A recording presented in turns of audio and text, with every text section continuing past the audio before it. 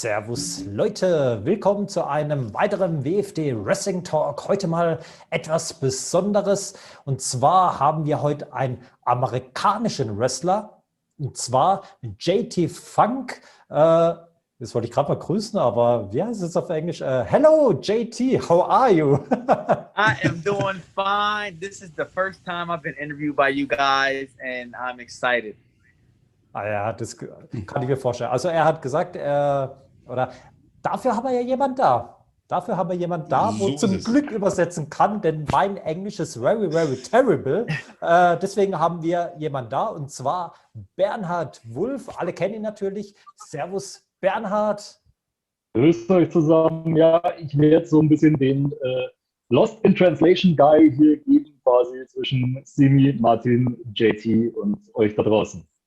Perfekt, da freuen wir uns auf jeden Fall. Und wie immer, an meiner Seite darf nicht fehlen, also unser lila Launebär aus Lübeck. Servus Martin. Hallo an alle, hello, welcome, JT Funk, and greetings from Lübeck, Germany. Yay, greetings from the US. Ja, ich glaube, das brauchen wir jetzt nicht übersetzen. Das haben wir, glaube ich, alle verstanden. Also das ist ja Englisch, was ganz deutsche Nation versteht. Nee, aber ich würde sagen, wir fangen mal von den Fragen schon mal an, weil JT Funk, es kennt ihn ja noch keiner, gerade hier in Deutschland sowieso. Da ist ja natürlich jetzt die Frage, wie ist er jetzt gerade in Amerika unterwegs, in der Independent-Szene? Wenn ja, wo? Wie ist jetzt gerade so sein Werdegang in der Gegenwart momentan? So JT, first question for you is, how are you doing in the independent scene in the US? I think it's not that much matches or shows that you can do because of all the C word. But how's your standing in the scene? Where can people see you, and where are you wrestling right now?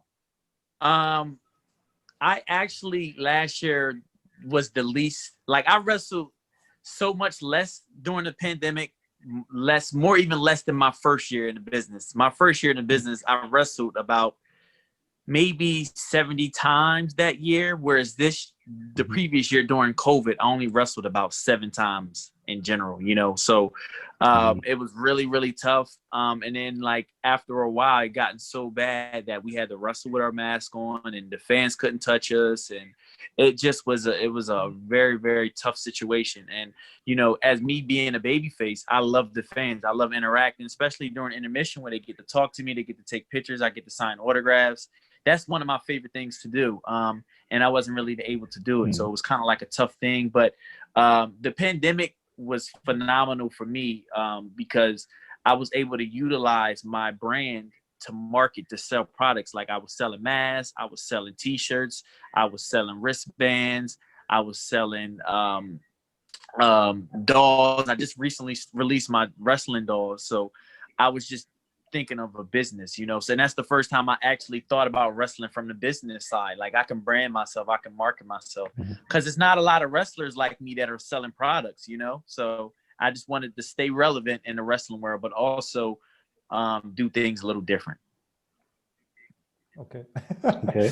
Also JT meinte, dass natürlich das letzte Jahr sehr schwierig war. Im Gegensatz zu den 70 Matches, die er in seinem ersten Jahr hatte, waren es in diesem Jahr dann nur noch 7 aufgrund der ganzen Pandemie-Geschichte, dass man auch nicht antreten durfte oder Masken tragen musste, die Fans nicht anfassen durfte, was für ihn natürlich der Horror war als Face, denn da liebt man natürlich das Interagieren mit den Fans, das Fotos machen, das Autogramme geben und so weiter und so fort. Aber er hat die Pandemie für sich positiv genutzt, indem er Wege gesucht hat, sich selbst zu vermarkten, indem er eigene T-Shirts, Masken, was auch immer kreiert hat, um damit quasi sich und seine Marke bei den Leuten mehr ins Gespräch zu bringen und natürlich auch nicht ganz leer auszugehen während der ganzen Pandemie. Oh, das ist schon mal nicht schlecht, also muss man schon sagen. Wenn man die Zeit natürlich ausnutzt, das müssen wir ja heutzutage ja eh machen. Aber seit wann wrestelt er eigentlich schon? Weil ich habe ja gesehen, er hat schon einige Titel schon gewonnen. Seit wann ist er eigentlich schon im Wrestling tätig? Okay, so you used your free time for the pandemic very well, as we can see with all the stuff that you did with marketing and all of that stuff. What we want to know, how long are you wrestling actually? So when was your first year in wrestling? Because Simi mentioned that you have won many titles already. So when did this whole thing start for you? I made my actual debut in 2014, November of 2014. I had only been training for about a year and a half up until I made my debut. And my trainer gave me like a couple months in advance to let me know that I was ready to have my first match. I didn't feel confident enough to wrestle at that time. I didn't think I was ready, but my trainer thought I was ready. Looking back on it, I wasn't ready. But yeah, so it's been about 6 years since I've been in the business, since I had my first match. And I've grown so much. And also, I wasn't always JT Funk. My first match, I was actually JT Harris. I used my actual real last name. But JT Harris wasn't universal. I couldn't really relate to everyone as a wrestler. People couldn't relate because, you know, who was Harris, you know? So I left this company that I started with and I started at another company and they didn't want to bring me in as JT Harris. So they was asking, well, can you come up with a different name? And I said, I just thought of Funk because Uptown Funk by Bruno Mars had just came out, that song. And I was like, I can use funk because if you hear the term funk, you just want to dance, you're in a good mood, so people can relate to that as a babyface, right? So I used JT Funk and it stuck, you know? So, you know, but like I said, it was a long, hard journey. I was only working the JT Funk character for about a year and a half. This was about 2 years in the business. And once I really found out who I was as a wrestler and I found this JT Funk character, my career started to take off, you know? That's good. Yeah, that's good to hear. Also er hat 2014 sein Debüt gefeiert mit gerade mal 1,5 Jahren Training. Sein Trainer hat ihm damals knapp ein halbes Jahr vorher gesagt, okay, dann und dann hast du dein erstes Match. JT hat sich selbst nicht bereit gefühlt dafür und im Nachhinein war er wohl auch noch nicht bereit dafür. Und er hat damals seinen echten Nachnamen benutzt bei seinen ersten Matches als JT Harris.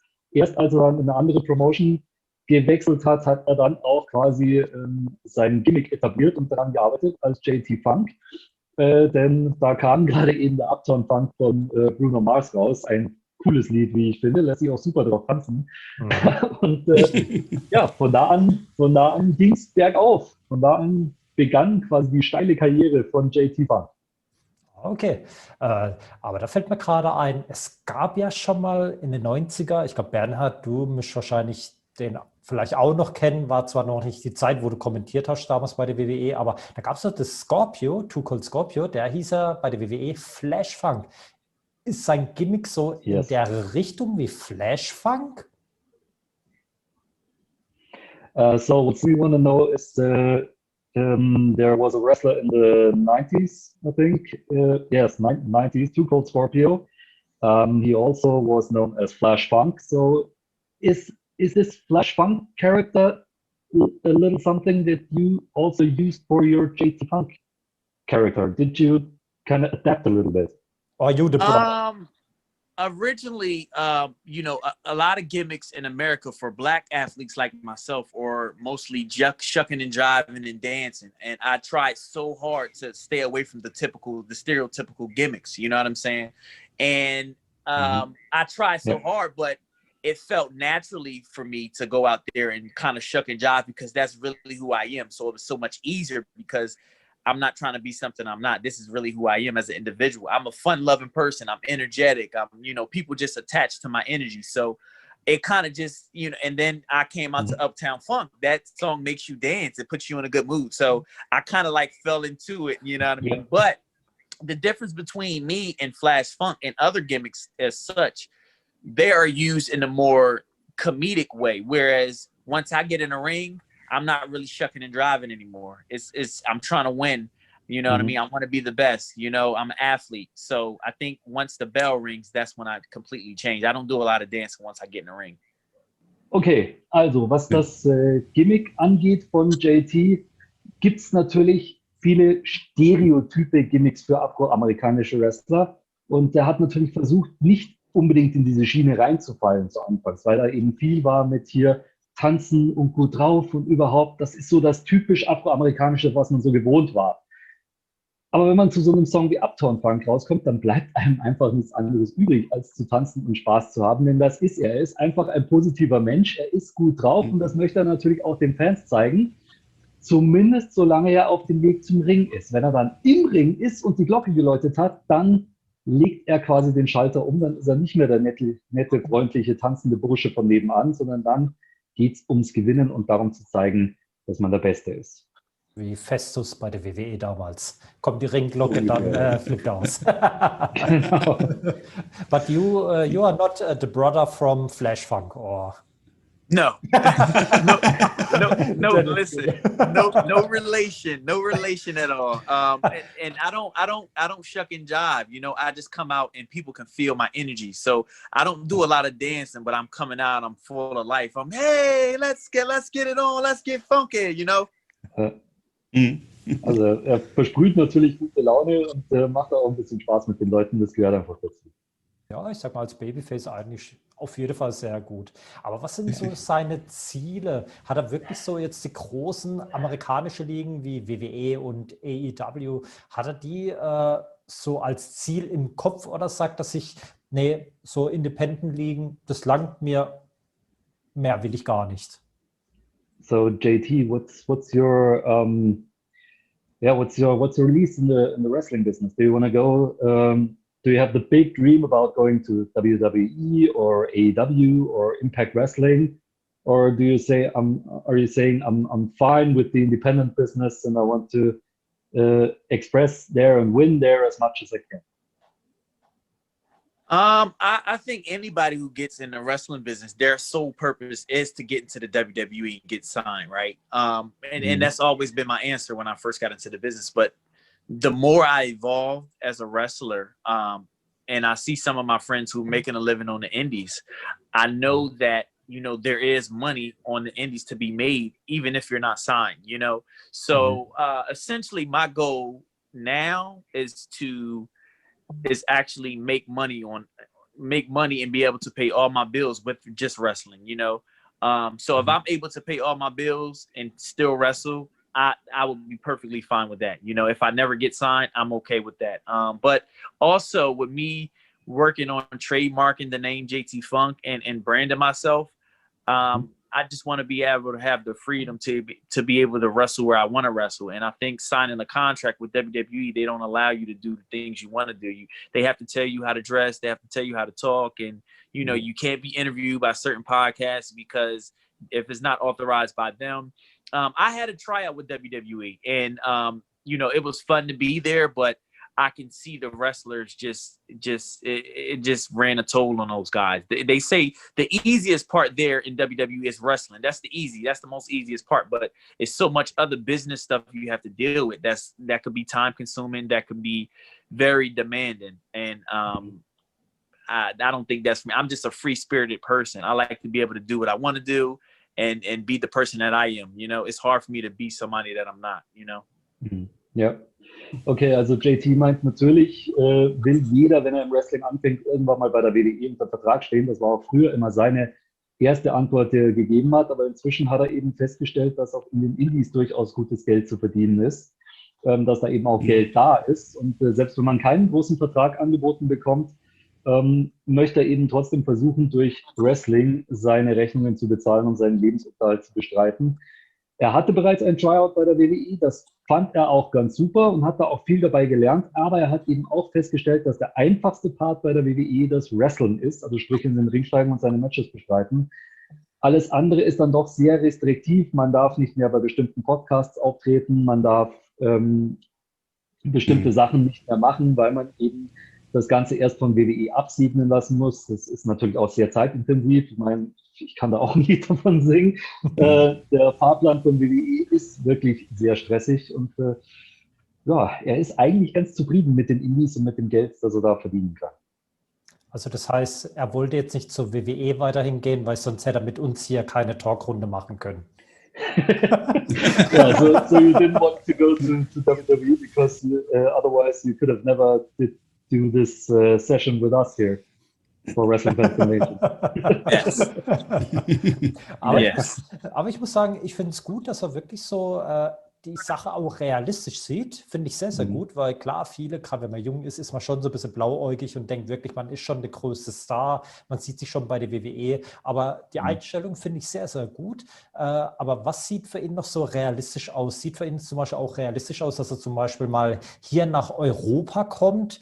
Egal welches Land, ob jetzt England, Frankreich oder auch hier in Deutschland, dass er da mal in Wrestling-Ligen auftretet, mal vielleicht für ein Jahr zum Beispiel, dass er auch sagt, komm, für ein Jahr ziehe ich mal hierher, oder auch Katar zum Beispiel, da ist auch so ein bisschen Wrestling vertreten, auch so Nordafrika-Bereich, gibt es auch ein paar Ligen, aber jetzt halt nicht so wie, klar, wie die amerikanische oder bei uns hier in Europa, aber können das sich sowas vorstellen? Würde das sowas dann eher machen? Sieht er das eher realistisch? Okay, so Simi likes your realistic personality about the WWE thing, in that you're not thinking that you're the greatest already, so that you try to develop and get your character and all that stuff. But the thing is, can you imagine in the future to wrestle in Europe, maybe France, the Netherlands, Germany, or even in places like Qatar or South Africa or something like that? Or maybe even get a year in, like, let's say, Great Britain and live there and wrestle there for those leagues? Yes, actually, yes, that's actually my goal. I actually mentioned it earlier to Martin and Simi earlier in regards to, I'm actually in contact with the promotion in Germany now, WXW. And yeah, but you know, like I said, I would like to be signed by WWE. If they came to me right now, I would sign with them. You know, I'm not going to say no. I'm not going to give that opportunity down. However, the fact that they don't know who I am yet, I want to really travel to different countries first, you know, because I know it's a huge market in other countries, you know. And it's a huge market in the US as well. It's a lot of places in America that I haven't even wrestled, but I want to start in different countries, you know, because I'm a huge Michael Jackson fan. Michael Jackson, he never really toured in America. He toured in different countries, you know. So I kind of want to follow that blueprint and travel overseas first. Okay, also JT meint, wenn er das Angebot von WWE bekommen würde, wenn die jetzt anrufen würden und würden sagen, hier, du kriegst einen Vertrag, würde sofort die Session abbrechen und würde unterschreiben. Okay. Also natürlich hätte er gerne einen WWE-Vertrag, aber er steht auch in Gesprächen mit der WXW. Die haben ja auch eine Kooperation mit der WWE. Und natürlich möchte er gerne hier in Europa sich auch einen Namen machen und natürlich auch seinen Bekanntheitsgrad erhöhen, um dann eben auch WWE auf sich aufmerksam zu machen. So JT, you know that WXW is having a cooperation with WWE? Yes, I'm aware of that. Yes, absolutely. Yeah, so absolutely. Maybe this could be a stepping stone for you then. Yes, and also they offer something that's really cool. You get to travel with them for 6 weeks. You get to train with them, and you also get to wrestle with them. So I thought that was and they give you a place to stay. So I thought that was a really, really good opportunity. You know, a lot of these companies and a lot of these these promotions in the United States, I'm speaking, you have to fly yourself there or drive yourself there, and then you have to buy a hotel there. And then you have to feed yourself. It's just so much, you know, and I don't mind doing it, but you just don't know what's going to happen on the other side. You may not even get the opportunity. So you may waste your gas. You may waste flying there just hoping for opportunity. And honestly, I just want to do things the correct way. I don't want to like take that huge of a risk. So that's why I just like to communicate with people and see what I can do, you know? Yeah, that's good. Also JT weiß natürlich, dass die WXW mit WWE zusammenarbeitet und er hat wohl auch die Möglichkeit, oder es bestehen die Gespräche eben mit WXW, dass er 6 Wochen mit ihnen quasi auf Tour gehen könnte, eben mit ihnen trainiert, mit ihnen wrestelt, sie bringen ihn unter und so weiter und so fort. Und das ist eben ein gewisser Vorteil gegenüber vielen Indie-Ligen in den USA, wo man seine Flugkosten selber tragen muss, die Hotelkosten, den Sprit, das Essen und so weiter und so fort. Und man quasi bei einigen Promotions eigentlich auch noch eher Geld mitbringen muss, als dass man stattdessen tatsächlich später auch eins mit heimnimmt. Okay. Ja, das ist mal interessant. Martin, hast du gerade eine Frage parat, wo du stellen möchtest? Ja, wenn du von Promotern, sag ich mal, deine Wrestling-Matches bekommst auf Video oder so, schaust du dir deine Wrestling-Matches zu Trainingszwecken an, um was besser zu machen oder so? So if a promoter is filming your matches, do you use the opportunity to watch your matches to learn from it so that you can see what you maybe could do better from the last match? Oh, yes, absolutely. I always, actually, I also have someone that come with me to my shows to record my matches as well. But even on top of that, like when I'm at the shows, I always watch everybody else's matches as well.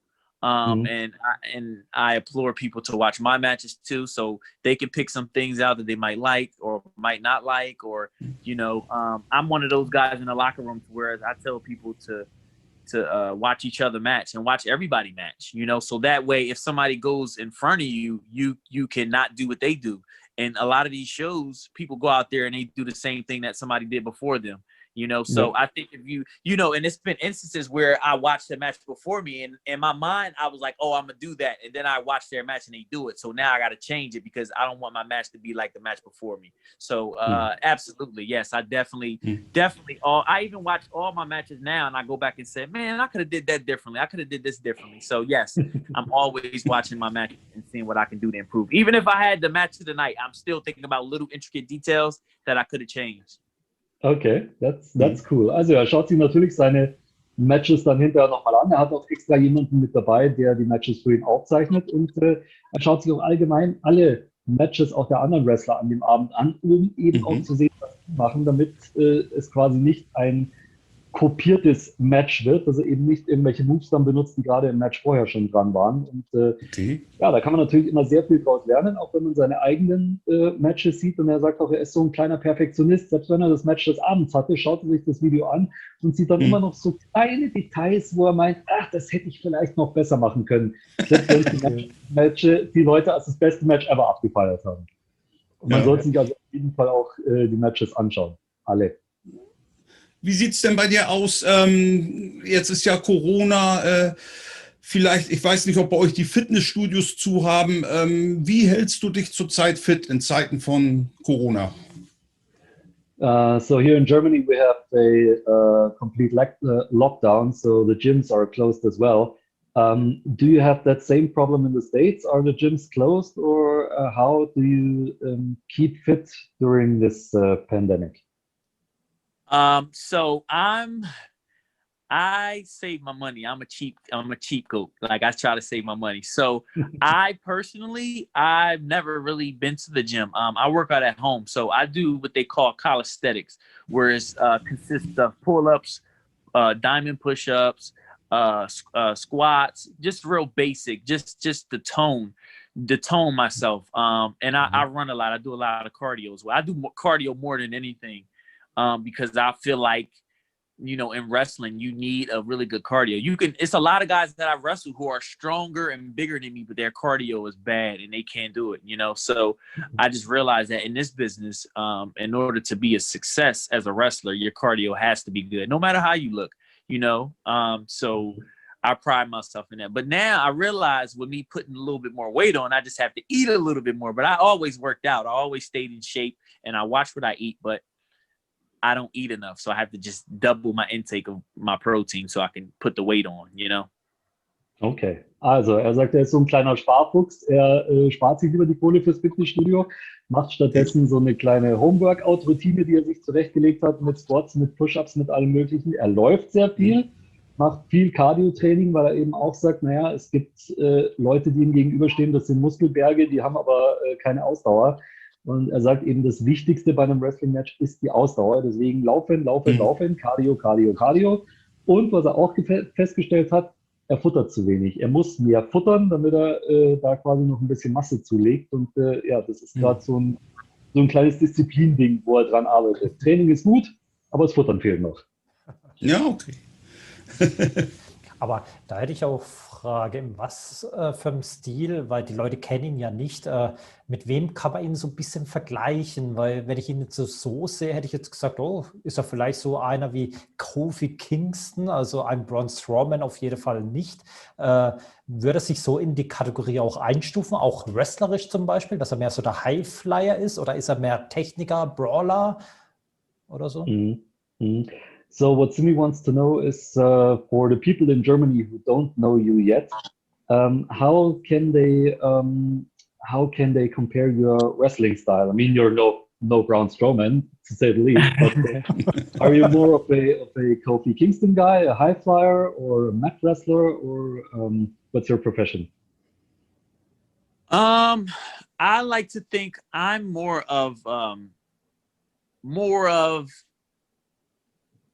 I would say a little bit of, I'm not really a high flyer. I can do a lot of cool stuff, but I don't do it because a lot of those high flying maneuvers take a toll on your body. And I'm thankful I haven't had any real serious injuries.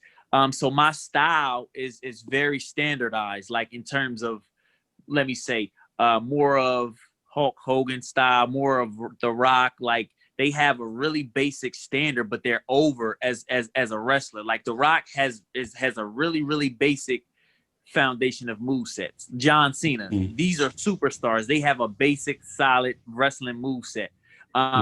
But every now and again, I throw in a couple curveballs. Like I just started doing this springboard crossbody in the ring. That's really unique that nobody does. So I may do high flyer maneuvers here and there, but my standardized is just real technical, real basic. I don't do a whole lot. Like my style is like one of my greatest moves is a drop kick. People say I have the best drop kick on the indies. So I try to make everything I do look really good. Like even the bare basics, like my lockups look good. My tackles look good. My punches, my jabs look good. All my basics it looks really good. So I pride myself on just building on those foundations and those good basics. But at the end of the day, no matter what I do, if I'm over, the fans like whatever I'm doing, and that's what I realized. So why do I have to go out there and kill myself and do suicide dives and torpedo dives where it's not necessary. I think I understand my demographics. I understand who JT Funk is. And once I realize that, I can go out there and put on a classic, So I just really like wrestling classic heels because it's money for me because I'm like a really good baby face. So if I meet a really good heel, it's money. That's a really good point from you. Ja, also er meint, er ist jetzt nicht unbedingt der größte Highflyer, weil Highflying-Aktionen eben auch einfach den Körper sehr beanspruchen. Und er sagt, warum soll ich mir die Knochen kaputt machen, wenn die Basics stimmen und die Leute trotzdem hinter mir stehen? Er würde seinen Stil eher mit Hulk Hogan oder The Rock vergleichen, die auch sehr basic sind vom Moveset her, die auch keine großen High-Flying-Aktionen brauchen, um bei den Lauten over zu sein.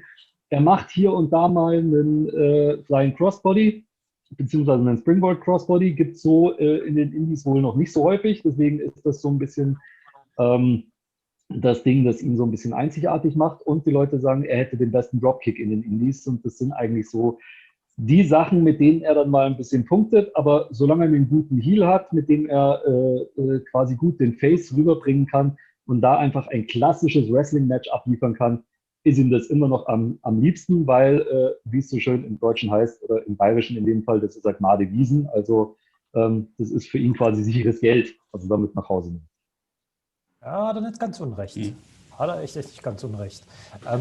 Aber da hätte ich mal auch eine Frage, was mich jetzt auch interessieren würde. Und zwar amerikanische Independent-Bereich. Also was ich jetzt so gesehen habe mit einer Kooperation mit Chicago Land Championship Wrestling, Rocket Pro Wrestling, C3 Wrestling. Da ist ja wirklich Mann gegen Mann, Frau gegen Frau. Aber dass es wirklich so ein gemischtes Match gibt, also Mann gegen Frau, beziehungsweise Frau gegen Mann, klar, habe ich bis jetzt noch gar nicht gesehen. Gibt es bei denen nicht? Weil hier in Deutschland ist es ja schon, sage ich mal, ziemlich weit in dem Schritt, dass dann wirklich männliche Wrestler gegen weibliche Wrestler schon antreten. Also nicht in einem Mixed Tag Team Match, sondern wirklich in einem Singles Match. Gibt es sowas im amerikanischen Independent-Bereich? So what Simi is curious about is the mixed matches in the US indie scene, because he has seen a lot of stuff from Chicagoland Wrestling, C3 Wrestling, and so on. And there are only matches guy against guy and girl against girl. Are there any mixed matches like guy against girl? So no tag team matches, but single matches, a male wrestler against a female wrestler. Did you have that already, or is that something that's not popping in the US Indies?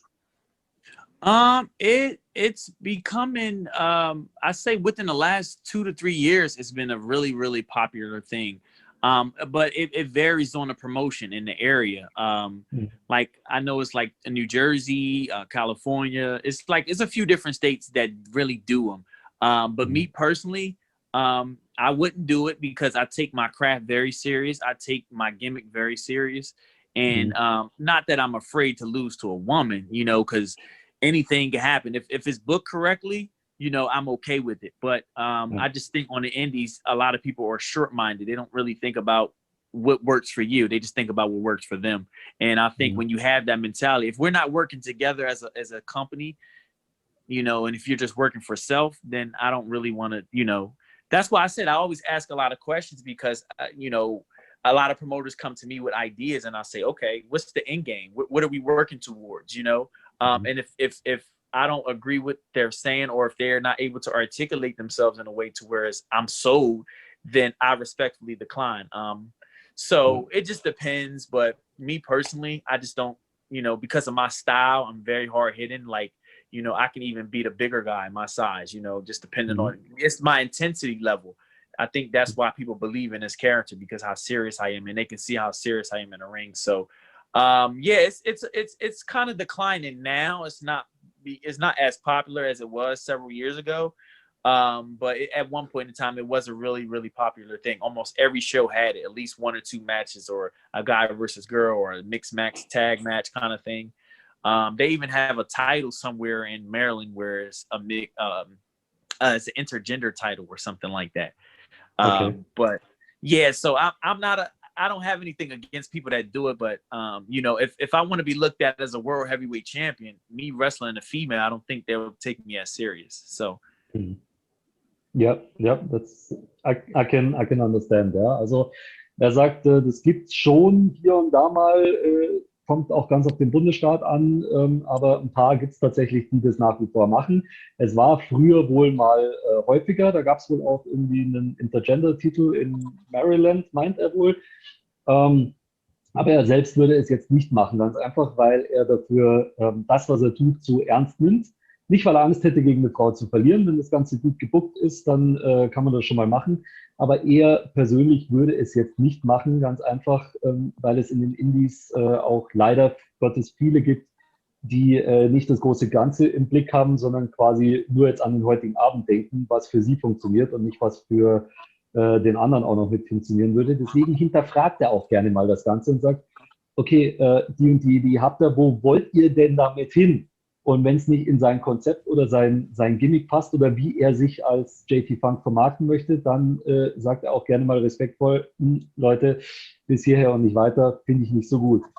Er verteufelt niemanden dafür, dass er solche Intergender-Matches macht, aber er persönlich würde es momentan, so wie er drauf ist, nicht machen, ganz einfach, weil er auch sagt, er will, wenn er tatsächlich mal World Heavyweight Champion wird, ernst genommen werden. Und das dürfte eher schwierig werden, wenn man dann gegen eine Frau antritt. And can you imagine Hulk Hogan being pinned by a woman? Can you imagine Stone Cold being beaten by China or being beaten by Trish Stratus? Or, you know, how would that make them look on a global audience if you seeing these huge stars being beaten by a woman? You know what I mean? How would that look? So, you know, like I said, I don't take the wrestling business too serious in the aspect of not having a good time. I love to have a good time. I love to put on good matches. I don't take it too serious in that aspect. But however, I want to be viewed as a serious contender, and I want to be viewed to be and get signed. And I want people to take me serious in the terms of, like, I'm not a joke, you know. I want to go out there and put on the best match. I want to make my opponents look good. I want to look good, and I want to be taken serious. And I think if I'm not in there with wrestling with women, playing, I don't want to say playing around, but wrestling with a female, I don't think people would take me serious enough, you know? So I just want to be taken serious.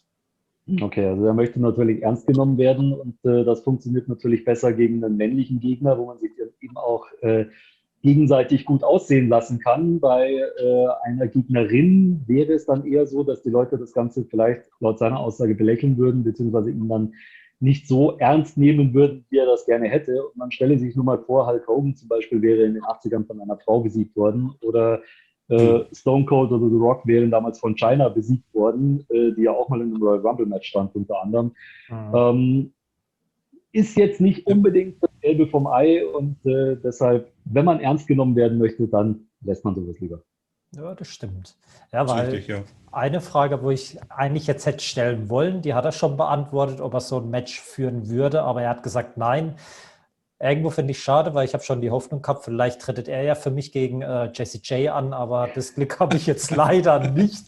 Schade irgendwo, aber naja. Aber würde das... Simi wanted to book you in a match against an Austrian girl named Jessie J, but I think you respectfully reclined in the answer before, so that's okay.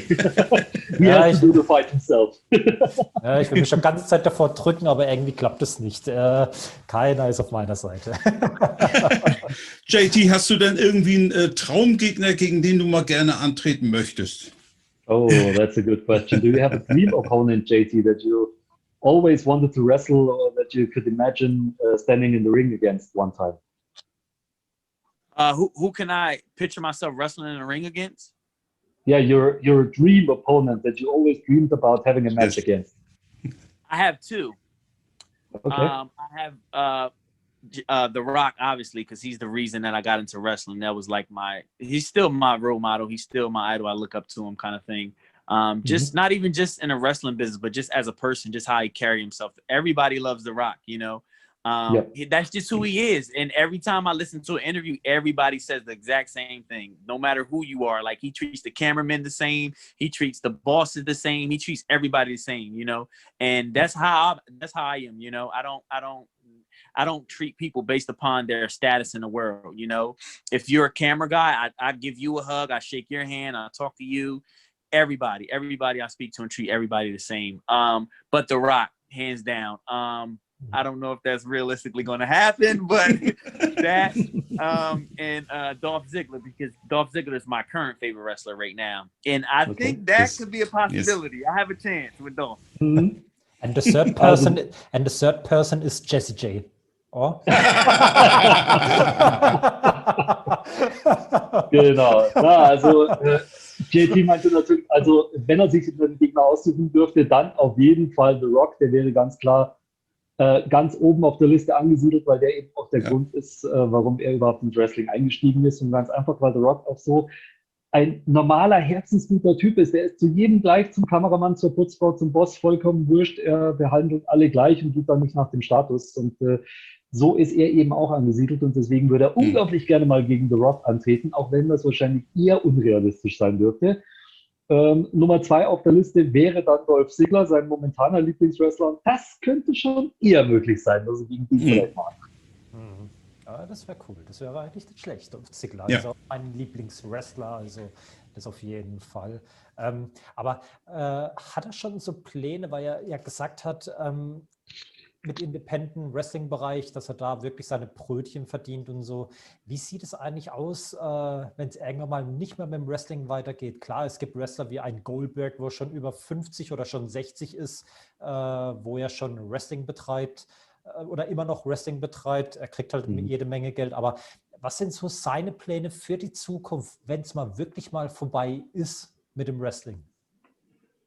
That's also a really good question. So JT, if this whole wrestling thing suddenly should stop because of whatever, you're getting too old, you're having a mishap, so to say, that you can't go on with the wrestling stuff. Do you have a backup plan how to pay your bills if you're not able to wrestle anymore in the future? Yes. Actually, I'm actually on my way back to college. I want to go and get a degree because I'm a college dropout. So I wanted to go back to college and get a degree in computer networking.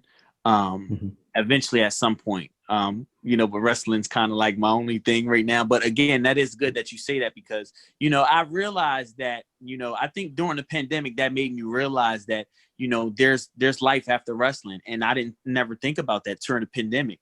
And I'm treating JT Funk, the brand, as a business, so that, as I mentioned earlier, I'm getting my name trademark and moving my business to, I wanted to become more of a business and not even just servicing wrestling community, but anybody, that's why I said I was selling masks. I was selling like hats, beanies, t-shirts, hoodies. People even said I should start making not jumper suits, like sweatsuits that comes with hoodies and sweatpants. So I'm kind of moving over to like appeal now, like for clothing and potentially becoming a clothing line and a clothing brand. Yes. So definitely. So probably like just being an entrepreneur, because my father comes from entrepreneurship too, where he built up his businesses. And my dad has a barbershop he owns. He has a car dealership that he owns. He's an entrepreneur as well. So I think I will probably lean more towards the entrepreneurship and wrestling in a way, considering we're independent contractors, we're entrepreneurs ourselves.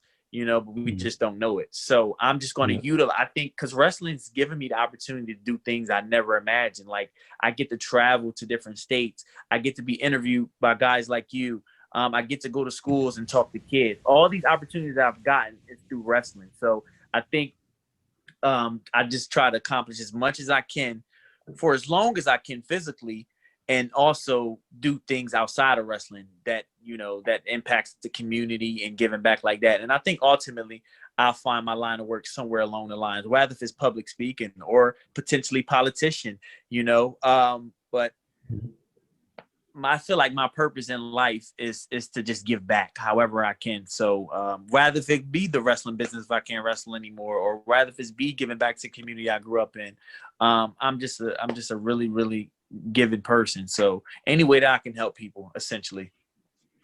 Okay, also JT meint, ja, er möchte gerne aufs College zurück und seinen Abschluss da quasi nachholen im Computerwesen, weil er ein College-Abbrecher ist. Also das ist auf jeden Fall was noch auf seiner Agenda steht, den Schulabschluss nachholen.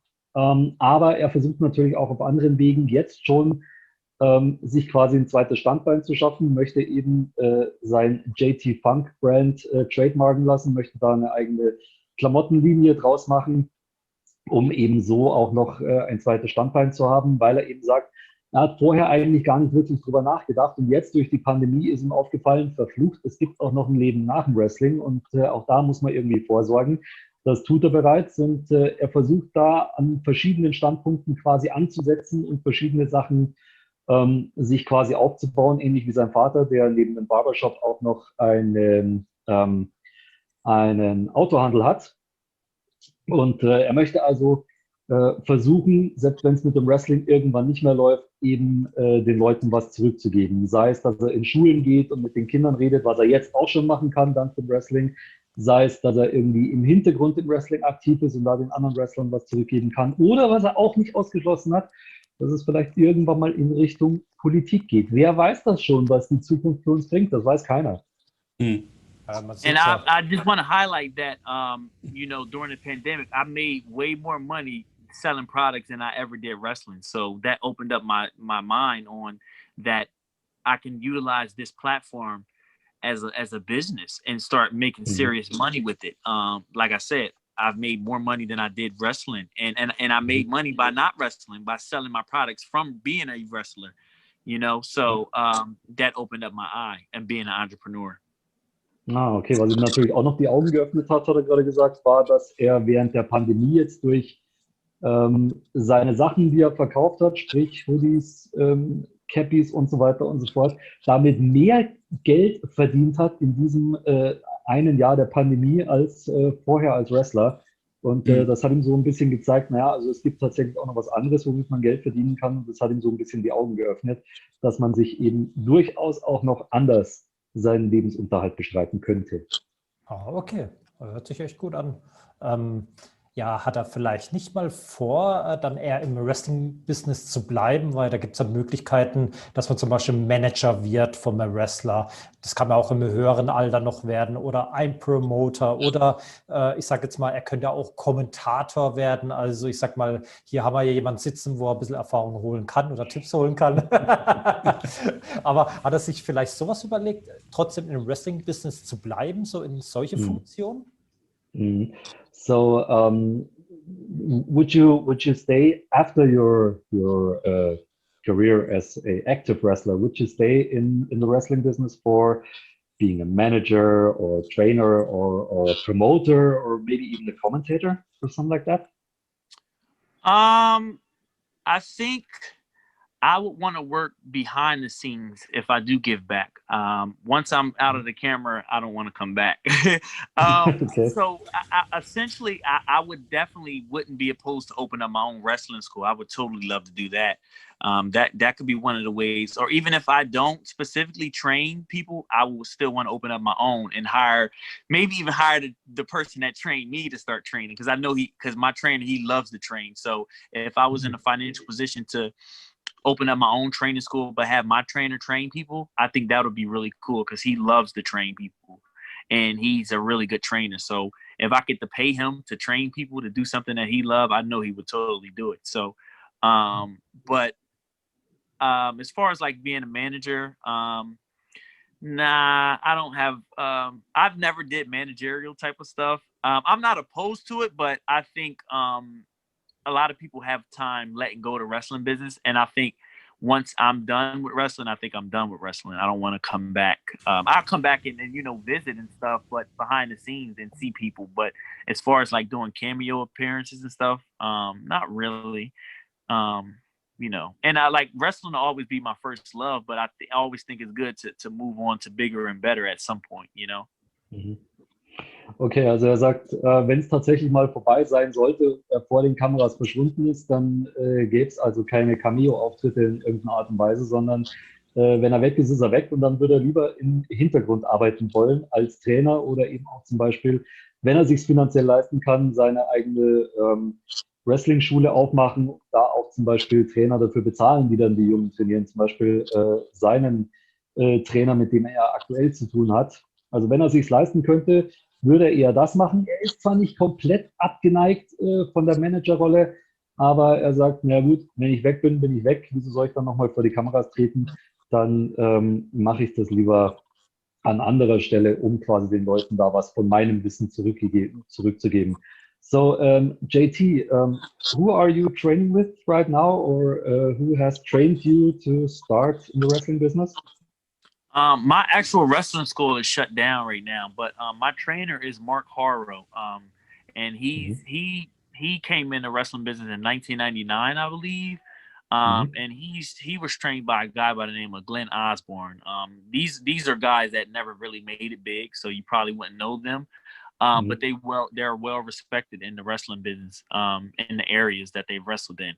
And my trainer, he's always like, my first couple of days of training, I just didn't think I could do it because I was so small, and I didn't think I would be getting over, and I didn't think I would be as believable. But my trainer studied different martial arts and stuff. He studied everything: boxing, kickboxing, self-defense, everything. Like, he knows everything. And he told me, he said, well, why do you think UFC fighters are being taken serious? Why do you think, and they're the same size as you, why do you think they're being taken serious? Because it's their believability, it's how they look, it's how they carry themselves. And when he put it to me like that, I was like, wow. And he was like, well, how do you think Daniel Bryan's over? How do you think Chris Benoit get over? How do you think a lot of these smaller guys are being put over and people believe in them? And I'm like, you know what? It makes sense.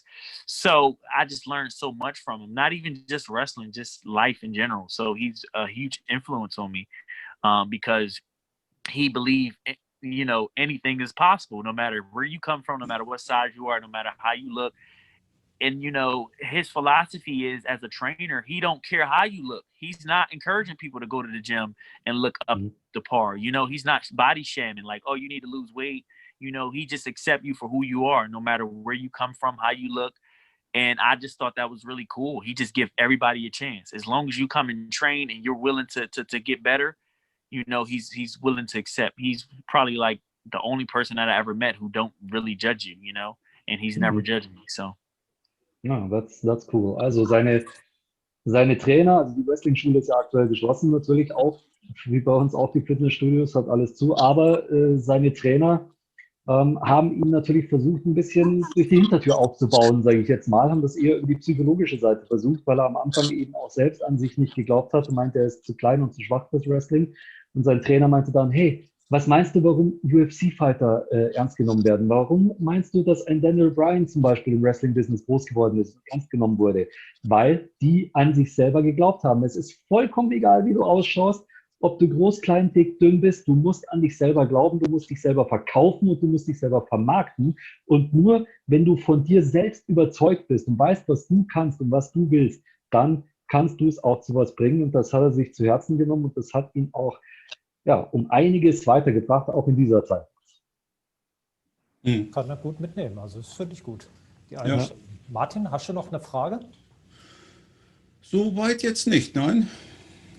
Okay, weil ich sehe schon, wir sind jetzt schon lange dran, also Zeit verging und es war Genau, sehr interessant, weil ich muss sagen, die Einstellung, muss ich sagen, finde ich sehr, sehr gut. Ich finde auch gerade so die jungen Wrestler, wo jetzt wirklich im Wrestling-Bereich auch Fuß fassen wollen, die sollen sich wirklich diesen Talk anschauen und wirklich hören, was JT, was er auch für eine Einstellung hat. Also da kann man können sich vielleicht auch manche eine Scheibe abschneiden, aber ich finde es aber sehr, sehr interessant, also wie er sagt, man muss an sich selber glauben, also dass man das gelernt bekommt, das ist auch sehr, sehr wichtig, finde ich auf jeden Fall.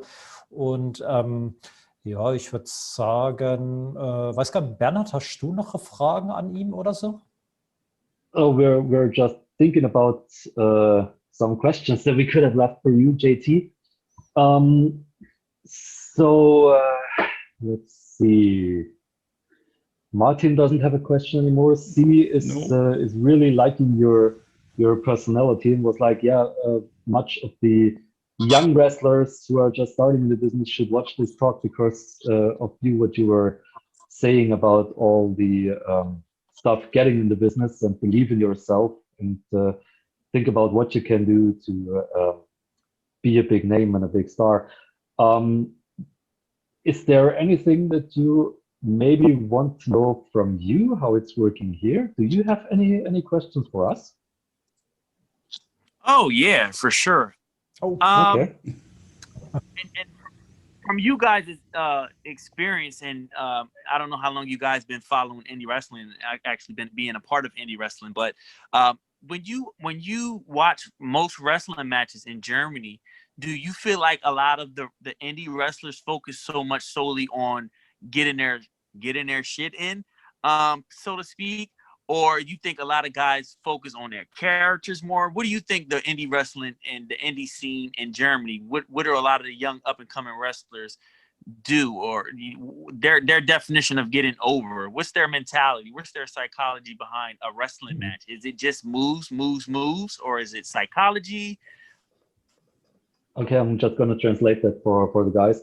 Also JT würde gerne wissen, wenn wir uns die Matches anschauen in den Indie-Ligen, auch hier in Deutschland zum Beispiel, bei der IPW, GDF, wo auch immer, wie ist da unser Standpunkt zu den Wrestlern? Wie sehen wir das quasi als Außenstehende? Sind die eher so drauf, dass sie sagen, sie wollen alles reinklatschen in das Match, was sie können? Oder gehen sie eher auf die psychologische Seite? Versuchen sie das Ganze irgendwie auf lange Sicht anzusetzen? Wie ist da eure Meinung, Jungs? Was seht ihr da so, gerade in den jungen Wrestlern, die jetzt quasi so frisch gestartet haben die letzten paar Jahre, sag ich jetzt mal? Willst du, Martin? Fang du mal an, Simi. Ja, über mich vorschieben. Naja, also ich muss sagen, klar, hier in Deutschland, ich war bis jetzt nur auf einer Veranstaltung, das war schon ja Bernhard bei der EWS. Ja. Vorher war ich auf keine Veranstaltung. Also ich finde, klar, wenn man direkt bei der Veranstaltung ist und sich das Wrestling anschaut, es ist halt schon eine geile Atmosphäre. Ich finde, Wrestling-technisch, klar, muss man was drauf haben, aber man muss ja nicht unbedingt High-Risk-Manöver zeigen oder sonst irgendwie was. Storylines mit Geschichten erzählen ist zwar wichtig, aber ich habe so das Gefühl, weil ich weiß nicht vielleicht, wie es vorher war, aber gerade jetzt ist das schwierig, weil nicht so viele Veranstaltungen sind. Man hat ja gesehen, EWS, Michael Kovac zum Beispiel konnte ja nicht kommen. Da ist dann das Problem, dass gewisse Wrestler nicht kommen können. Und da eine Storyline aufzubauen, ist halt doch ein bisschen schwieriger, wenn weniger Veranstaltungen stattfinden, weil man sieht ja WWE, AEW, die haben auch eine wöchentliche Sendung, da kann man die Fäden aufrechterhalten, aber ich glaube, so im Independent-Bereich allgemein ist es vielleicht doch schwieriger, so sehe ich das, aber ich bin ja nicht lange im deutschen Wrestling-Bereich ja was sage ich, aktiv, halt im Zusehen aktiv, sagen wir so. So, Simi just watched his first German independent wrestling show live a few months ago. We were able to do a show a few months ago where I was the ring announcer, and he was there as a guest. And yeah, he's like, yes, the atmosphere being at a live show, yes, it is good, even in this challenging times. But the thing is that you can't do that much storytelling. I mean, yes, if you're like WXW, who have 50 shows a year, then you can do more of the storytelling side.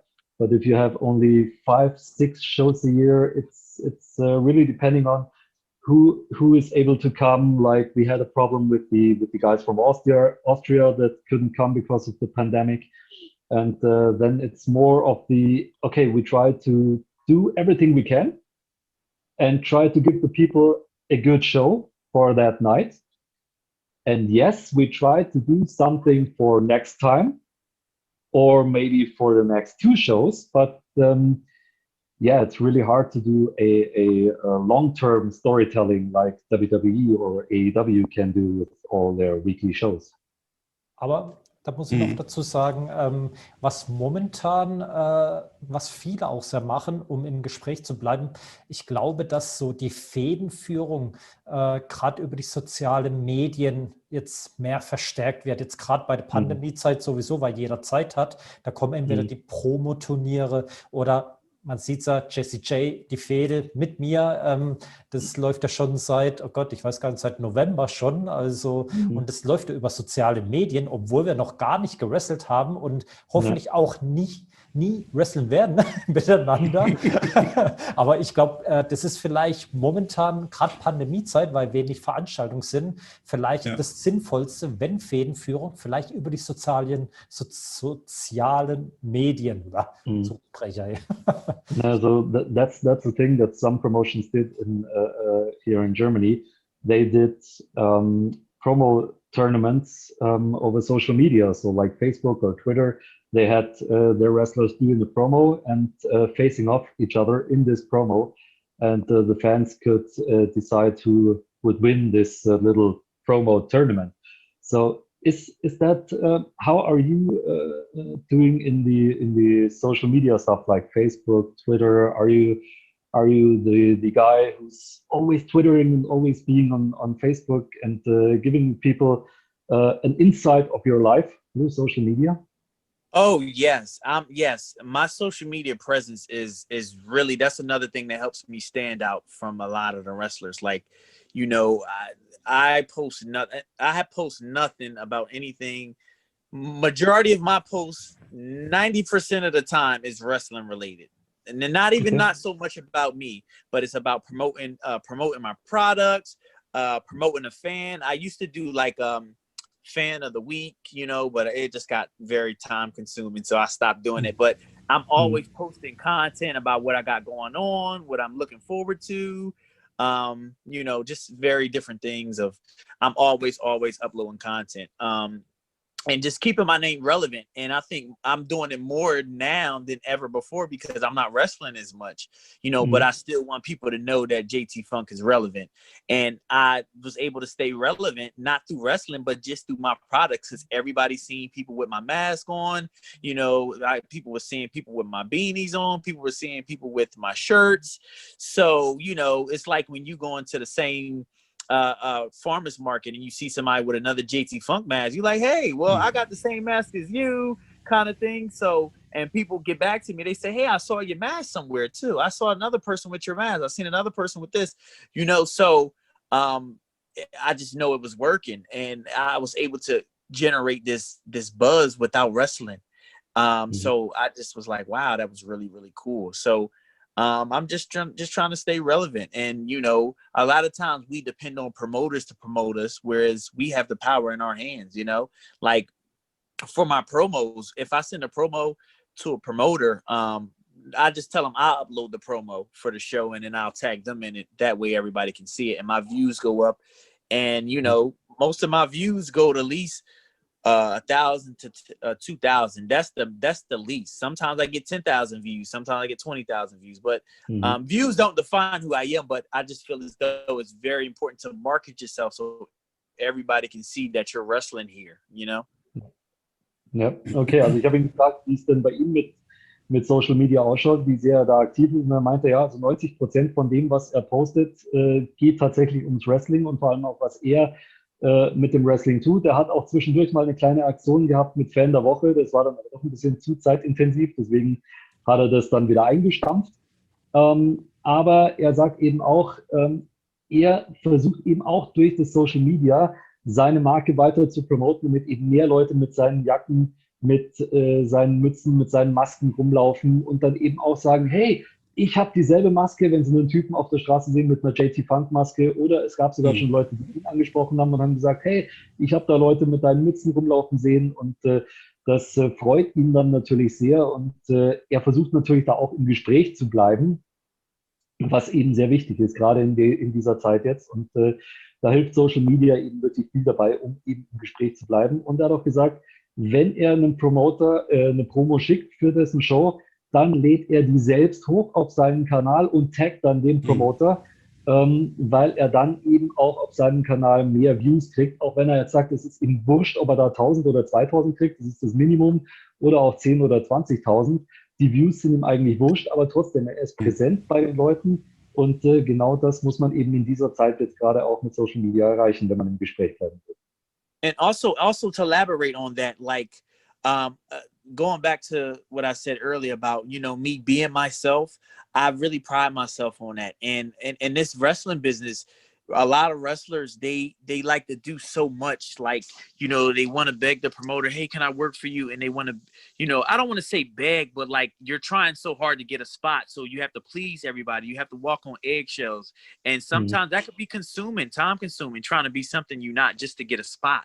So what I did, I said, okay, how can I create value? How can I add value so people can want me on their show instead of me reaching out to them? Because, you know, this is a very tough market. Everybody wrestles. So if a promoter has 1 million guys in his DM messages or Instagram or Facebook and saying, hey, can you book me? Hey, can you book me?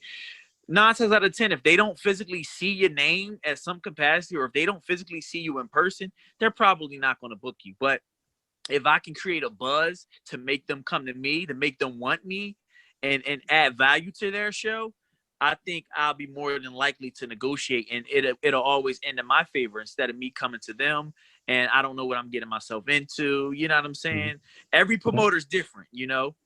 You have good promoters, you have bad promoters, but I think to put yourself in a predicament to where you add value, now you know you're in the best position, you know. So a lot of guys just need to know how to add value, and it could be mean outside of wrestling. It don't even have to just be wrestling. Just add value. What can you add to a show that no other wrestler is doing? You know, can you sell tickets? Can you be able to get over and make more fans come back? Or like, you know, I just think as a wrestler you have to add value. And if you add value, promoters will be more than willing to put you on their show. Okay, also er meinte, natürlich kommt es auch darauf an, wie man sich verhält als Wrestler. Er meinte, er ist sehr stolz auf das, was er ist und was er macht und dass er eben auf diese Art und Weise mit seiner Promotion über die Social Medias es quasi schafft, sich bei den Promotern ins Gespräch zu bringen. Er sagt, es gibt viele, die sich verstellen oder, um es mal so böse zu sagen, geradezu anbiedern und sagen, hey, book mich, ich will hier, ich will da, ich will dort und da quasi einen Eiertanz vollführen, um überall gebuckt zu werden und überall aufzutauchen. Aber er sagt auch, was bringt es einem Promoter, wenn er 1000 Wrestler in seinen Instant Messengers hat oder auf Insta oder wo auch immer und die noch nie in seinem Leben gesehen hat, was soll er da irgendeinen booken? Wenn er es stattdessen schafft, über das, was er macht, sich so ins Gespräch zu den Leuten zu bringen, zu den Leuten, dass die Promoter zu ihm kommen und sagen, hey, ich hätte dich gerne, dann hat das den viel größeren Mehrwert. Und da sollten sich vielleicht ein paar von den Jüngeren gerade eine Scheibe abschneiden, dass sie sagen, hey, lieber versuche ich eben eine Marke zu etablieren und zu sagen, das bin ich, ihr wollt mich, also kommt ihr auf mich zu und nicht umgekehrt, dass man quasi das große Schaulaufen vollführt und bei jedem Promoter hier, sage ich mal, einmal die Woche antickert und sagt, ich will wrestlen, hol mich. Okay, das ist interessant. Martin, Richtig. wollt schon noch die Frage beantworten, wo vor 10 Minuten waren? Ja, ich versuche mal, was ich ja auch gut finde, jetzt sage ich mal in der Pandemie halt, dass jetzt auch so viele Votecasts und Podcasts auf den sozialen Medien stattfinden, wodurch ja auch die Wrestler dann halt auch, ja, ich sag mal, gut promotet werden vielleicht, ne? Also das muss ich dazu sagen, ja. Und in Sachen Shows, ja, momentan, also ich vermisse das Wrestling. Ne, wir hatten die letzte Show hier in Lübeck ja am 8.2. Bei der IPW. Und ja, was ich halt gut finde, sag ich mal, also ich gucke mir gerne richtig geile Matches an. Ne? So what Martin is saying is that he really misses the wrestling because the last show in his hometown in Lübeck was on February 8th last year, and since then they weren't able. Since then they weren't able to do a show. We had the same here in Bavaria. We had the last show in the beginning of March, and then we were able to do a show in the end of September, end of October, and that was about it. So yeah, that's what we are really missing, the live shows. But still, in this time, all the podcasts and broadcasts and everything was popping up in the internet.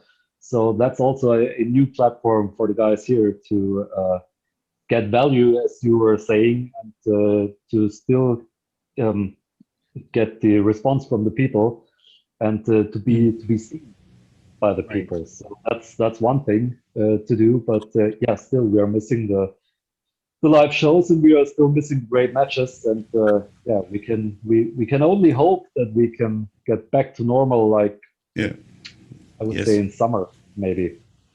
I don't think it's going to be any earlier. No, and it's just a tough thing because you know, the last show I did was in September, a couple months ago, and it was just I felt like a prisoner in the ring. I felt like, you know, because I couldn't touch the fans, they couldn't touch me. It just wasn't the same, you know, like it was very different. And we had to walk out with our mask on.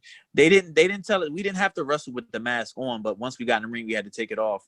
And like it was just a whole, you know, again, remember I talked about being free spirited, and you know, who knows, like I may get out, you know, I may go into the crowd during my match and just, you know, hot five somebody, you know, but it was kind of like we were in this ring, we were in like a bubble, and we couldn't go out of that bubble. We couldn't even go outside of the ring, which I don't need to go outside of the ring to have a good match, but like I just like getting the fans to be interactive, you know, even if I want to touch them, you know, or even if they want to touch me. And I couldn't be intimate during the intermissions where I get to talk to the fans, they take pictures, you know, I couldn't really do that. So I just really have no desire to really wrestle during the pandemic. I really don't, to risk my health and to risk my family, and to risk everything that I work for. You know, and there's not a lot of money to wrestle. So, and I'm not doing it for the money. Wrestling was never about doing it for the money, but I just think the risk factor is so much higher now with this pandemic. It's not worth the risk. So I just really have no desire to wrestle until everything goes back to normal. Ja, I can imagine, ja. Also er sagt, er hatte auch Ende September seine letzte Show, bei der er antreten durfte, und er hat sich eigentlich mehr wie ein Gefangener im Ring gefühlt. Ich meine, wir hatten es ja hier auch. Simi, du weißt es ja, wir waren ja auch an bestimmte Vorgaben geknüpft bei uns bei der EWS. So war es bei denen auch. Sie mussten mit Maske zum Ring kommen. Sie mussten zwar nicht mit Maske wresteln, die durften sie dann im Ring abnehmen, die Maske. Aber man ist eben in so einer kleinen Art Blase innerhalb des Ringes. Man darf eigentlich nichts machen, was man sonst gewohnt wäre, gerade wenn man so ein Freigeist ist wie JT, der dann auch gerne mal während dem Match rausgeht ins Publikum, sich mit den Fans abklatscht und so weiter oder auch während der Pause dann rausgeht zu den Fans, Fotos macht, mit ihnen redet, Autogramme gibt und so weiter und so fort. Das war ja alles nicht möglich während dieser Show im September, war bei uns ja ähnlich. Und er sagt, also er hat eigentlich auch nicht wirklich so den großen Bock, solange das noch mit der Pandemie so weitergeht, zu wrestlen und damit dann quasi seine und die Gesundheit seiner Familie aufs Spiel zu setzen, weil eben da momentan auch nicht gerade so viel Geld abzugreifen ist. Er meinte auch, es geht ihm nicht ums Geld. Er ist noch nie beim Wrestling angetreten, des Geldes wegen. Aber momentan ist einfach das Risiko zu groß, um da irgendwie wrestling-technisch wieder was machen zu wollen. Da möchte er lieber warten, bis das Ganze wieder in geregelten Bahnen läuft. Ja, da hat er eigentlich vollkommen recht. Yeah, we had the same thing here, JT, with our show in Bavaria. We also had to wear the mask during our way to the ring, and we were restricted to 100 people in the crowd with 2 meters apart and everything. So yeah, that was. Yeah, the people were happy at some point that there was a show again and that they could cheer for their guys, but the people in the crowd had to wear their masks during the whole show, and yeah, it was not the same. So I can't imagine what you were feeling during your show. Yeah, different. and as me being a baby face, like a lot of my fans, I still keep in contact with them. Like they can write me on Facebook. Some of the younger fans, I went to their house during the pandemic with my mask on, of course, with taking extra precautions and just, you know, maybe giving a gift or just giving a free picture and, you know, hanging out. That's the type of person that I am, you know. So I have that relationship with a lot of my fans. So I have this one lady that's like 80 years old. And she even calls me on Facebook and we talk for a little while. We talk for about 5 minutes and she's like, you know, you're my champ and, you know, please let me know the next show you're at and blah, blah, blah, blah, blah. And it's just, you know, it's amazing because like, you know, she's like triple my age or quadruple my age and she's a fan of me. And, you know, she's been watching wrestling since the 70s. And here I come, you know, years and years later, and she's a huge fan of me, you know, so it just means a lot. So that's why I go so hard in what I do, because I know there's a lot of people that's behind me and they want me to succeed. So all the stuff that I go through, I just trying to channel it and use the positive energy and be better, you know. Also er sagt, er hält natürlich auch über die Social Medias Kontakt zu seinen Fans und hat auch bei dem einen oder anderen jüngeren Fan natürlich mit den dementsprechenden Sicherheitsvorkehrungen mit Maske und Abstand vorbeigeschaut, um ihnen vielleicht kleine Geschenke vorbeizubringen, weil er eben einfach so ist. Er interagiert gerne mit den Fans, er hat gerne die Fans um sich und hat erzählt, er hat eine 80-jährige Lady, die ein Riesenfan von ihm ist, die ihn auch zwischendurch dann mal per Facebook Messenger anruft und mit ihm dann 5 oder 10 Minuten telefoniert und sagt, sie ist sein größter Fan, er soll ihr doch Bescheid sagen, wann die nächste Show ist und sie kommt auf jeden Fall vorbei. Und das sind eben so Sachen, die einem auch ein bisschen durchhelfen durch diese Zeit und einem dann doch ein Lächeln ins Gesicht zaubern, dass man eben auch mit den Fans im Gespräch bleibt. Und selbst bei so einer Dame, die 4-mal so alt ist wie er und irgendwann in den 70ern angefangen hat, Wrestling zu gucken, dann doch so ein positives Feedback erfährt und sieht, die Fans sind da draußen und die halten zu einem und wollen, dass man erfolgreich ist.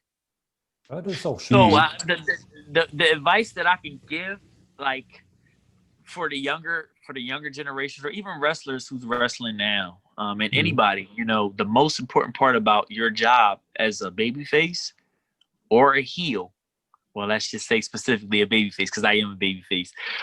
With babyfaces, the fans don't remember or really don't care what you did in the ring, right? They pretty much remember how you made them feel. You know, so if you're able to make an audience feel a certain way, whether if it's cry or whether if it's the feel good or whether if it's whatever it is that you can invoke this positive emotion from a fan, they'll come back again. And then they're going to tell another person and say, hey, did you see that kid, JT Funk? He was really good. I like his, his determination, his drive. And then words travel. And then once they really meet me during intermission, then everything that I did exceeded what I did in the ring. It goes, wow, he was a really nice man. He was a really cool kid, and that they come back for more. So I just think once you understand your audience and you understand what you're doing out there, then it becomes bigger than wrestling, because now it's a relationship, it's a friendship.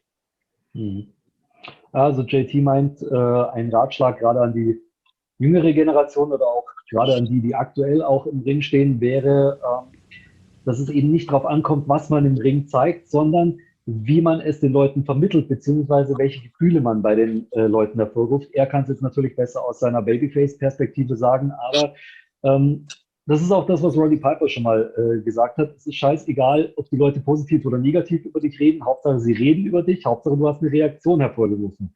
Und genau das musst du hervorrufen. Du musst bei den Fans einfach versuchen, eben ranzukommen, dass sie heulen, wenn du verlierst, dass sie froh sind, wenn du ein gutes Match ablieferst und so weiter und so fort, dass sie in der Pause sagen, hey, hast du den JT Funk gesehen? Das ist so ein geiler Typ, ich finde den so toll, wie der da mit den Leuten interagiert. Und wenn dann eben die Leute auf ihn in der Pause zukommen und mit ihm sprechen und das Ganze dann auch noch übertroffen wird, was er ihnen im Ring gegeben hat, dann hat man alles richtig gemacht und dann hat man vor allem auch das Business verstanden, so die Aussage von JT Funk. Hat er auch recht, muss man schon sagen. Ich würde sagen, weil wir sind jetzt zeitlich echt ziemlich lang, es ist aber auch interessant, muss ich sagen. Ja. Jetzt habe ich schon vor einer halben Stunde gesagt, wir kommen zum Ende, aber irgendwie bin ich nicht diejenige, wo jetzt nur labert und labert. Also zum Glück, sonst heißt es wieder, ich bin's. Ich würde sagen, wir kommen dann zum Schluss. Also wir können ja mal für die Zukunft gucken, wie es dann weiterläuft. Auch in Amerika ist dann natürlich auch interessant zu wissen, wie ist da der Ablauf, vor allem im Wrestling-Bereich, weil dort ist es doch ein bisschen anders wegen der Pandemie als bei uns. Da kann man sich ja mal wieder zusammenhocken und da kann uns JT ja wieder was erzählen. Und zum Schluss würde ich sagen, dass jeder nochmal die letzten Worte für unsere Wrestling-Welt haben. Und ich würde sagen, JT soll am besten mal anfangen mit seinen letzten Worten an die Wrestling-Welt. Genau.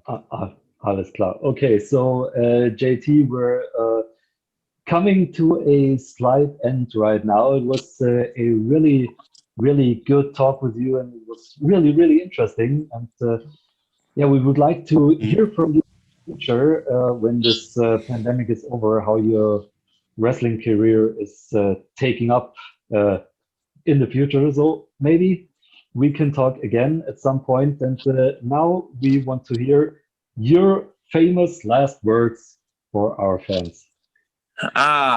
First and foremost, I want to thank all three of you gentlemen for having me on here.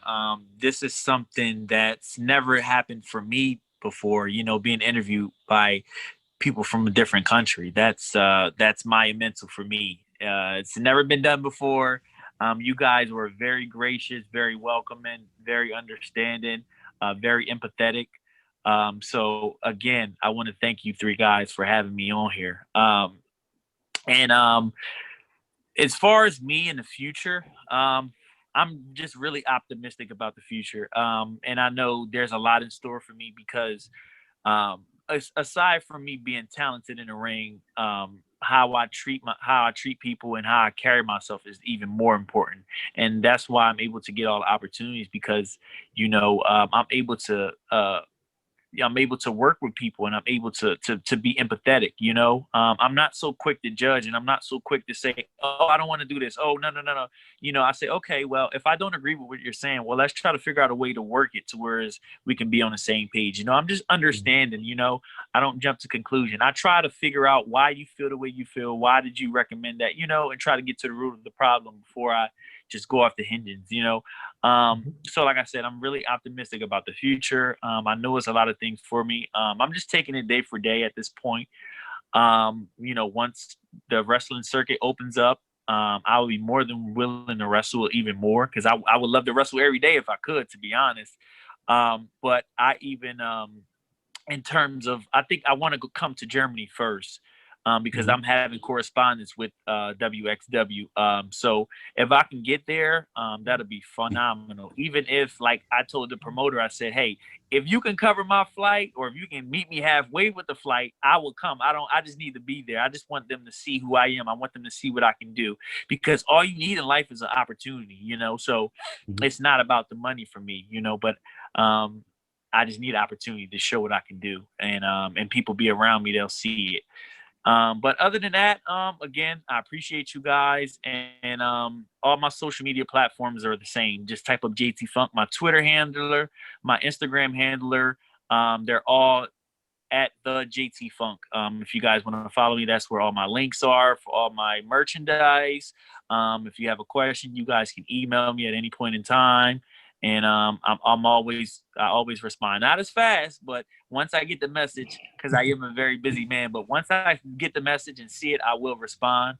But like I said, I just want this business to be all around better. So if anything that I can do to help you guys, feel free to shoot me a message.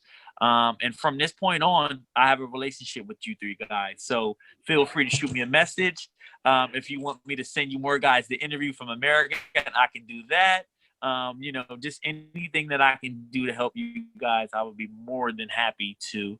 But yeah, for now, I'm just focusing on my brand and pushing out my merch. And, you know, and just see what happens, because I don't know when wrestling will be back to normal. But I don't know how often you guys are having wrestling shows there, but I think my first stop definitely is to Germany. I don't know if the borders are open to allow people to come in from different countries still. But that's definitely something I want to do. So if you guys have anything in mind in the near future, about having an opening for someone from America, think of JT Funk, because I want to come. But that's pretty much it. I don't really have a whole lot to say, but again, from the bottom of my heart, I thank you three gentlemen for bringing me on and stuff. It's been amazing, and I will love to come back.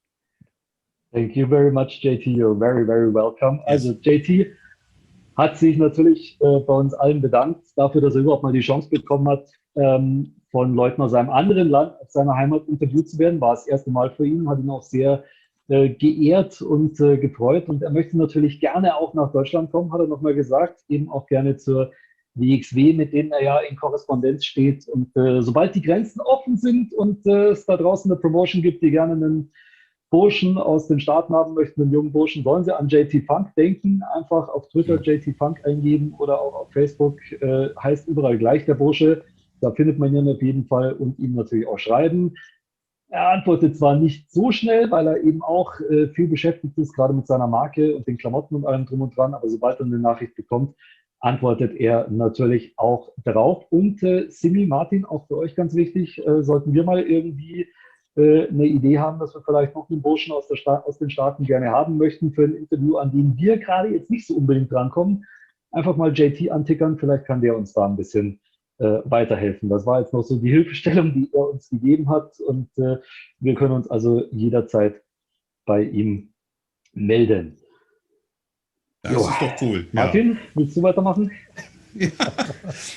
Ja, also das ist schon eine tolle Sache auf jeden Fall. Richtig cool, dass wir uns bei ihm melden können. Und ja, ich hoffe, dass es dann nach Corona mal irgendwann weitergehen wird mit den Wrestling-Veranstaltungen. Ne? Das hoffe ich auch, ja. Genau.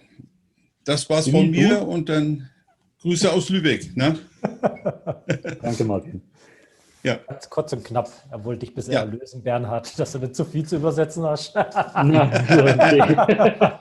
So Martin is very thankful that we can shoot you a message anytime if we need help, maybe with even some other guys for interview or giving you some help if you need. So that's really great. And like he said before, we all hope that we can get back to a new normal in the near future and maybe have shows back here in Germany as well. Yes. Simi? Okay, dann fange ich an noch. Ja, genau. Ja, nee, natürlich. Dann mach ich dann den Schluss, genau. Machst du dann den Schluss, genau. Ja. Nee, es ist auch super Angebot. Also, wenn er will, kann er ruhig Hulk Hogan bringen. Bernhard, du wirst sagen, oh, schon wieder Hulk Hogan, den hatte ich ja schon, kann man nicht jemand anders holen? Dann holen wir halt einen Undertaker oder so, ist auch egal. Nee, aber danke auf jeden Fall fürs Angebot. Das auf jeden Fall. Und ja, das würde mich auf jeden Fall freuen, wenn er hier in Deutschland ist, WXW, sobald er auftretet. Ich komme sofort und schaue mir die Show an. Das habe ich ja schon vor, mal die deutsche Wrestling-Liga mal durchzugehen. Und ja, bevor ich jetzt Bernhard wieder da überflute mit meinen Sätzen, also JT Funk hat jetzt einige Minuten gebraucht, da will ich ihn jetzt ein bisschen entlasten. Deswegen auf jeden Fall danke und vielleicht sieht man sich ja wieder in einem Talk. Okay, so thank you very much, JT, for being here and for being our guest tonight with this talk. It was really interesting and very, very funny. And also thank you from Simi and also from me for the opportunity to talk to you and to shoot you a message anytime if we need something. Simi was like, yeah, maybe JT can bring Hulk Hogan or The Undertaker for an interview session, or maybe the WXW. But yeah, be assured, JT, if you come to WXW, then these three guys are going to be there, and then we're going to drink a beer together. Okay? And make sure we get a selfie together, all three of us. Yes, we're going to do that. We're going to do that, yes. Then they so JT, thank you very much. German beer is better. German beer, yeah. Thank you again, guys. I wish you all the best, and feel free to shoot me a message if you need anything. Yeah, we're gonna do that. And ja, wir hoffen, euch hat der Talk gefallen, meine Lieben. Und ja, wir wünschen euch noch einen schönen Tag, Nachmittag, Abend, wann auch immer ihr uns seht. Thank you very much, JT. Und ja, bis zum nächsten Mal. Adios, amigos. All right. Ciao.